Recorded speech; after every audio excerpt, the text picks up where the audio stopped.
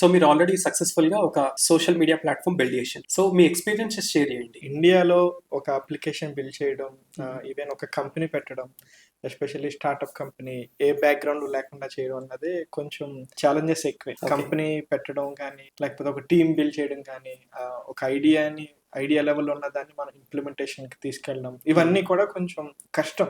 ఇండియాలో జనరల్లీ మనకి ఏం కనిపిస్తాయి అంటే ఎక్కువ సర్వీస్ బేస్డ్ కంపెనీస్ కనిపిస్తాయి. అంటే ప్రొడక్ట్ బేస్డ్ కంటే సర్వీస్ బేస్డ్ ఎక్కువ ఉంటాయి. సర్వీస్ బేస్డ్ అంటే మీకు ఐడియా ఉంటుంది, జనరల్ గా ఇన్ఫోసిస్ అవ్వచ్చు, లేదంటే సాఫ్ట్వేర్ సర్వీసెస్ అవ్వచ్చు, టీసీఎస్ లాంటివి, ప్రొడక్ట్ కంపెనీస్ లాంటివి ఎగ్జాంపుల్ చెప్తాను మీకు. సో అలాంటి ఉంటాయి. But coming to be product based build చేయాలి and especially social networking platform. So అది కొంచెం ఛాలెంజ్ అని అనుకోవాలి. అసలు మీకు ఈ థాట్ ఎట్లా వచ్చింది? అండ్ మీ ప్లాట్ఫామ్ పేరు ఆట్సెట్, ODCET ఆట్సెట్. సో మీకు థాట్ ఎట్లా వచ్చింది పెట్టాలని? నేను బీటెక్ చదువుతున్నప్పుడే, నేను ఎలక్ట్రికల్ బ్యాక్గ్రౌండ్, ట్రిపుల్ అన్నమాట. కాలేజ్ లెవెల్లో ఎలక్ట్రికల్ ప్రాజెక్ట్ చేయడం, సోలార్ ప్యానల్ తో ఏదైనా ఒకటి పెట్టాలని ఇలాంటివి కొన్ని అనుకునేవాడిని. సో తర్వాత అది ఏమైందంటే బీటెక్ కూడా ఫెయిల్. నేను 1 year ఫెయిల్. యాక్చువల్గా నేను 13 పాస్ అవుట్ అవ్వాల్సి 2014 అయ్యాను. సో ఆ పీరియడ్ ఆఫ్ టైంలో నేను ఏంటంటే ఊర్లోనే ఉన్నాను అనమాట. మాది ఒక చిన్న పల్లెటూరు. ఎక్కడ మాది ఈస్ట్ గోదావరి వెళ్ళ రామచంద్రపురం దగ్గర.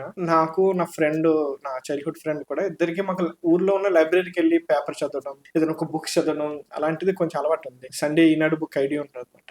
అందులో మనకి వీక్లీ ఒక కంపెనీ గురించో, ఒక ఫౌండర్ గురించో ఒక స్టోరీ వేస్తాం.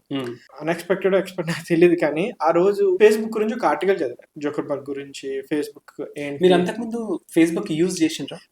మేము ఫేస్బుక్ యూజర్స్, అలాగే ఆర్కుట్ యూజర్స్. ఆర్కుట్ చాలా మంది తెలియపోవచ్చు. So Orkut users, first Orkut, then Facebook అనమాట. ఫేస్బుక్ అప్పటికి మొత్తం వరల్డ్ వైడ్ గా ప్రతి ఒక్కరికి రీచ్ అయిపోయింది ఫేస్బుక్. సో అందు గురించే ఒక ఆర్టికల్ వేశారు వాళ్ళ గురించి. అయితే కొంచెం డీప్ గా స్టడీ చేశారు. డీప్ అంటే అప్పుడు డీప్ గానే కాదు, నాకు అలవాటు. సో ఆ రోజు ఆర్టికల్ ఏంటంటే ఫేస్బుక్ గురించి ఒక ఆర్టికల్ వచ్చింది, ఎలా బిల్డ్ చేసేది ఏంటి.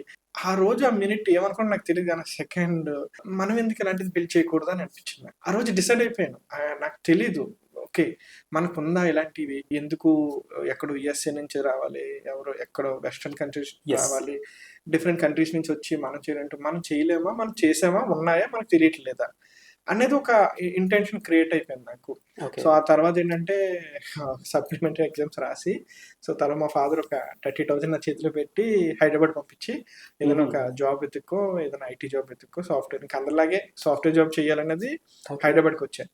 బట్ రావడమైన ఐడియా ఏంటంటే నాకు జాబ్ వెతకాలి ఎట్లాంటి ఇంటెన్షన్ కంటే, నేను ఒక ఫేస్బుక్ లాంటి ప్లాట్ఫామ్ బిల్డ్ చేయాలి, like social networking platform build చేయాలి.